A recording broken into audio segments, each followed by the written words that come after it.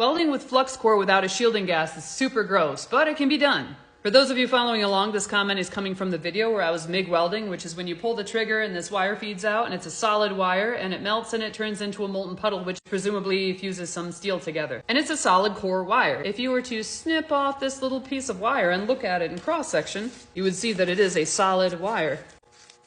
The other type of wire that you can run in a MIG welder is Fluxcore, and it is exactly what it sounds like. It's got flux at its core. If you were to snip a Fluxcore wire and look at it in cross-section, it would be solid on the outside with flux running through the inside. It's actually really cool to watch being made. I got to tour ESAB and Final Assembly Harley in York and central Pennsylvania. The way they make solid core MIG wire is to just draw steel down until it is the proper diameter and cover it with that copper so that it doesn't rust in transit or in storage. But when they're making flux core wire, it's this spool of like a very thin, skinny strip of steel, and it goes through a set of dies until it curls up like a taco. And there's this hopper with flux in it, a granular flux that drops down in as it runs through, and then another bunch of dies kind of, it runs through them all and it closes it up. So if you are a careful observer, you would actually see a little seam in the flux core wire.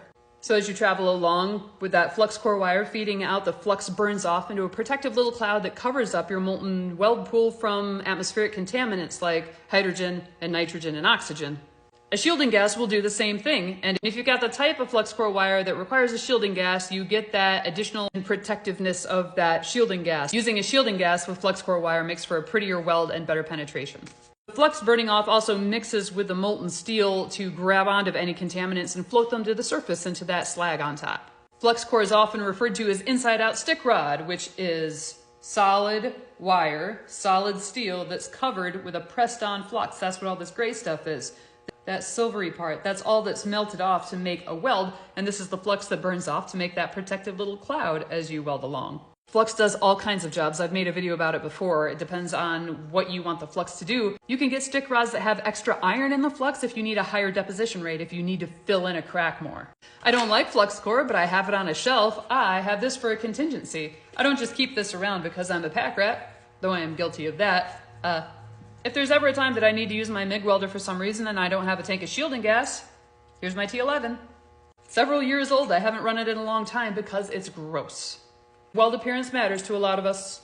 Self-shielding wire is smoky and spattery. But a lot of people that use it are like the hobbyists or the novice or the farmers or the people who just don't want to invest in a whole bunch of equipment. I am an actual welder and that's what I'm trained in doing, so that's why I have a bunch of machines here with all the different processes. I am not a big shop, but I can do a whole lot of jobs because I've got all the different tools here, even though they're, on the smaller scale. Most of them are 110. If you're the kind of person who just wants to be able to fix something, having a self-shielded wire on a MIG machine might be your best bet. That might be what is best for you. Or if you're able to throw your machine into the back of a truck and go repair things out in the field and you don't want to be lugging cylinders out there with you, that's a good thing too. I've often seen it suggested to people who are new, who want to become welders, that they just get themselves a MIG gun with a little self-shielded wire and go to it. I don't agree with that completely. I actually think MIG is one of the more difficult processes to run. I mean, I could put any one of you in front of my MIG welder with a proper PPE and probably have you laying nice beads and building parts within a couple of hours. But if you're there by yourself figuring out what a welding machine is and you're trying to figure out all of the different consumables and all of the different settings, and oh my God, if something goes wrong, there are a lot of moving parts and it is a little bit more expensive to start with MIG welding. Wire-fed welding. But once you get it set and you don't have to worry about anything, you're the type of person who loves to work on things and tinker. MIG welders are a lot of fun. You learn about which drive rolls to use and the tension to put on them. But if you're new to welding, you have limited experience with it, and you just want to get going, I highly recommend getting a stick welder. They're very intuitive. It's the electrons going from point A to point B, and all of the lessons that you learn with stick welding you can apply to the other processes, which I don't think you could say about TIG and MIG. With stick welding, you're going to learn about setting your machine to the proper amperage, and you're going to learn about your angles, about your travel speed, about your stick out, how far away you are from your workpiece. You can apply that to all the other arc welding processes. And stick welders aren't that much, comparably. I see them on the SAP for $65. I don't know how I feel about that. They should send me one. Fanny pack welder.